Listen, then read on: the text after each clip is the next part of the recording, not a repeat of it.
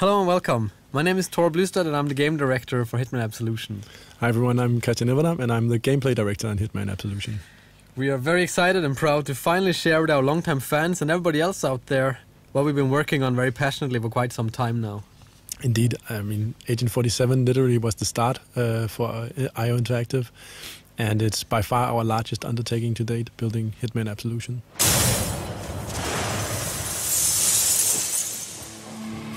Yeah, so during the next minutes we'll talk you through a portion of the game that takes place in a dark and rainy Chicago, and we catch up with Agent 47 on a quite different type of journey to previous Hitman games.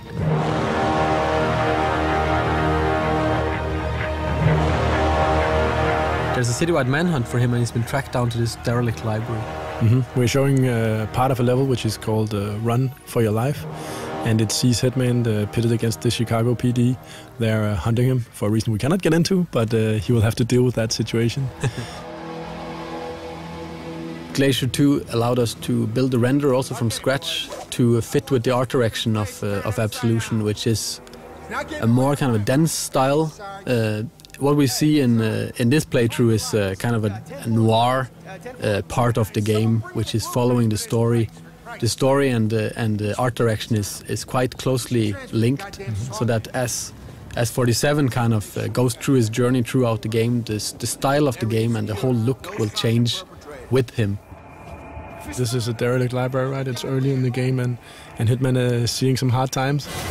And later, as he hopefully succeeds, the environments will change to reflect that, right? Yes, and also, I mean, this part of the game is called Run for Your Life. So this is where there's a manhunt. He's been compromised. He's on the run, and he starts empty-handed. So it's perfect for us to show off our mechanics in a natural way, where we kind of build up the character throughout this playthrough. And as you can see here, coming up is one of the new features we introduced in Absolution, which is Instinct. Yeah. As you've seen, Agent 47 can sense his enemies through walls, and he can see or try to predict the path they're going to take.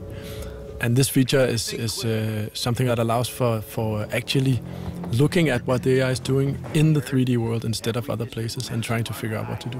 But also it was also a feature that got added when the AI got so complex and hard to handle for us and the team.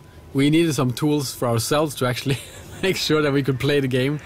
So we're thinking, how could we make it easier for the player to avoid this kind of trial and error where you just kind of stumbled onto an AI and they kind of just came down on you.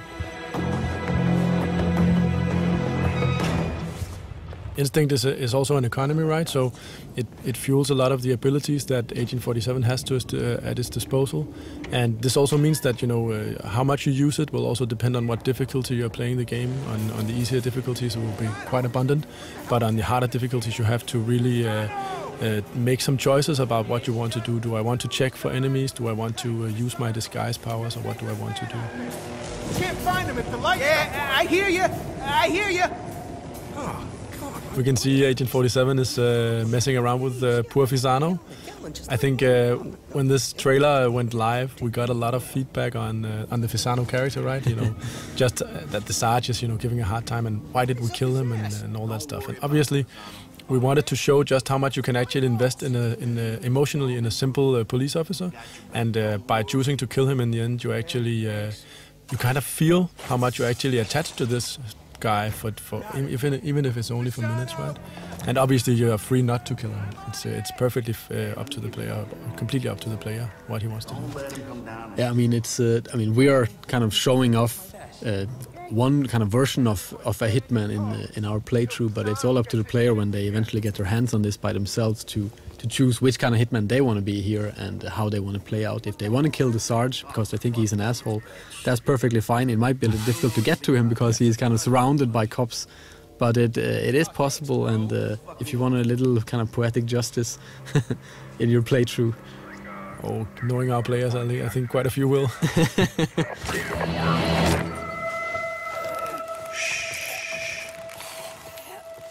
I mean, that's also part of the replayability, that you can always go back to an area and there's tons of different stuff to explore. You read? No, I can't say I do. Good. Waste of time. I also think it's interesting, right, that you have on one hand you have this kind of calm and collected Hitman or Agent 47 that will choose his battles and foreseeably avoid as much as possible, being quite emotionless. But on the other hand, you have the player who really wants to invest himself in the world, right? Killing the Sarge is not super professional, but it feels damn good. So what do we want to choose?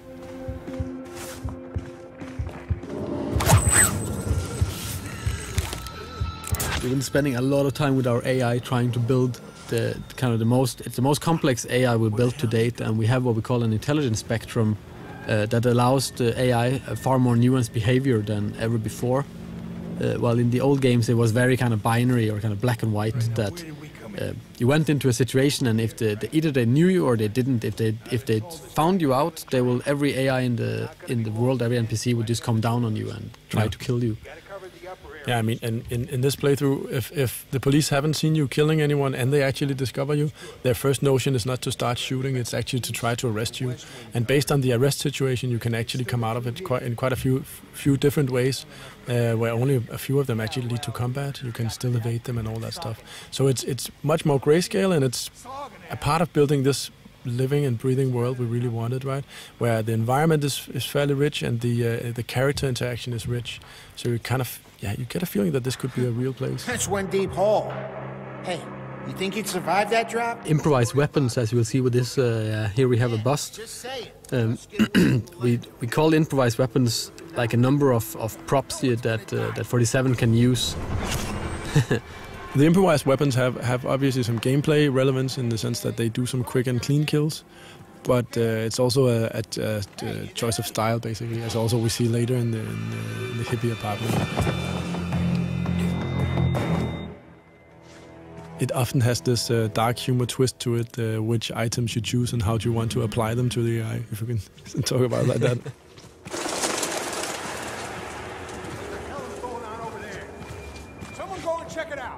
Got it, we're on it. We just saw Agent 47 scan the area with his instinct, and it actually also allowed him to see some of the environment objects that he can interact with. So it's also, besides from showing you what the AI is doing, it can also help give you some hints as to, is there a ledge I can climb, or is there an object I can interact with? Ah, Sergeant Meyer. See, you still can't sniff a fart out of your own ass. So the Sorganash boys are coming in for the briefing.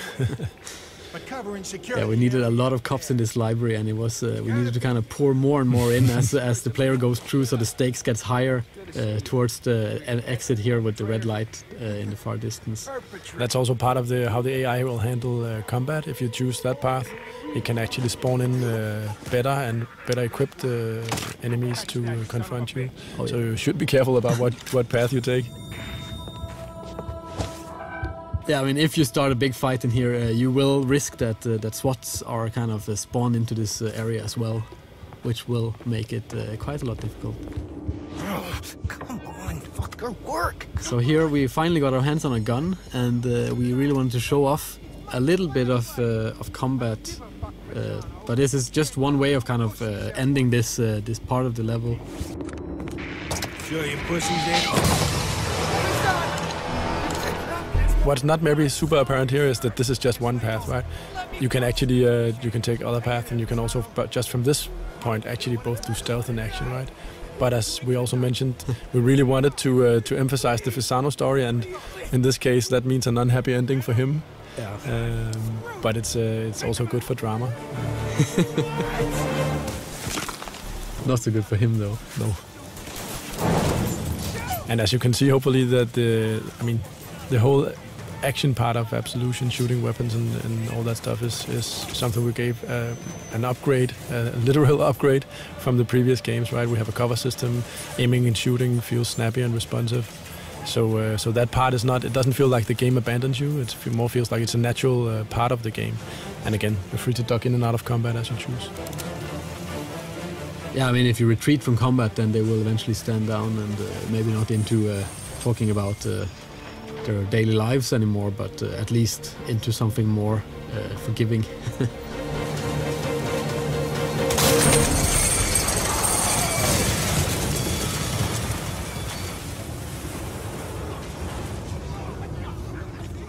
We're nearing a moment which I always find very nice, the reveal of the Chicago, right? The skyline.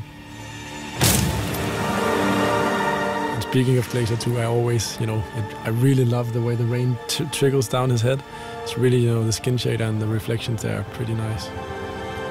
Yeah, they have been spending a lot of time on that. Since we don't have hair on our main character, it's it's all about what kind of environmental effects we can make on him and his suit.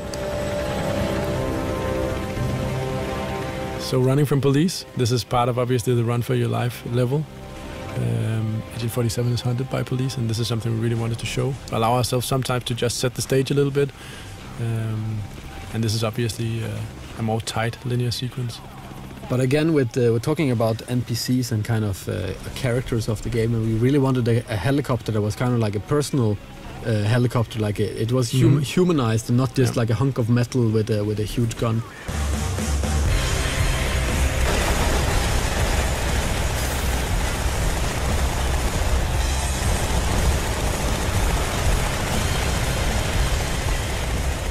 And also this pigeon coop is good for showing off some destructible props and other things. Destructible pigeons? Yes. That was something that came from the team. Oh yeah. I really didn't see that coming, but in the end it was a discussion of how many pigeons should be killed, if it was 4 or 2 or 6.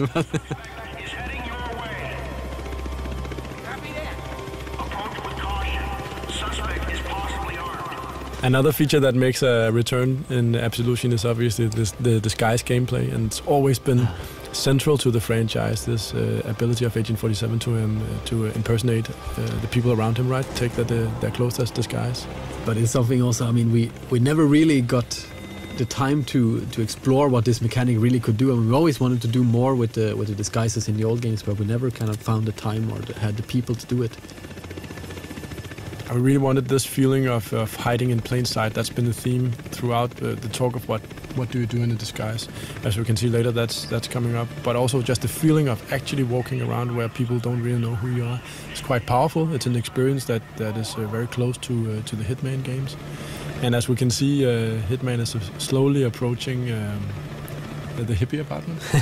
And I think that's very interesting in terms of how do we build a new AI, what do we mean when we talk about doing new stuff. And in this case it introduces the concept of a trespassing zone.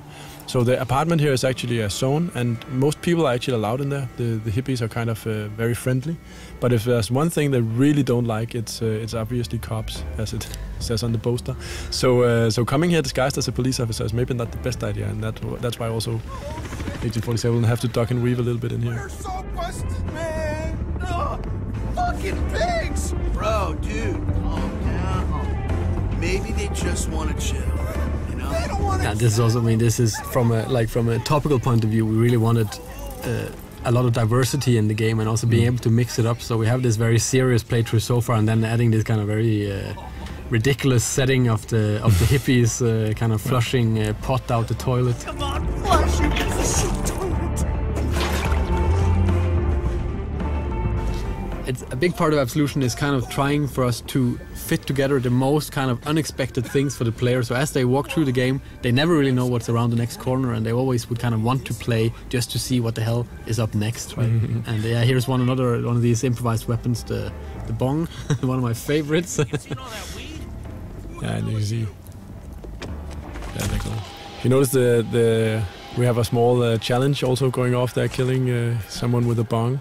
And throughout the game, there are a multitude of different challenges you can try to pursue as a player. And this is also tied into all the different weapons, the improvised weapons and others, that the way you use them is also tied into all these challenges. So here coming up is actually the use of the instinct power while wearing a disguise. So this will allow Agent 47 to fool enemy AI for a brief period while burning off instinct. And yeah, one of the new things you can do in Absolution. Probably got called down.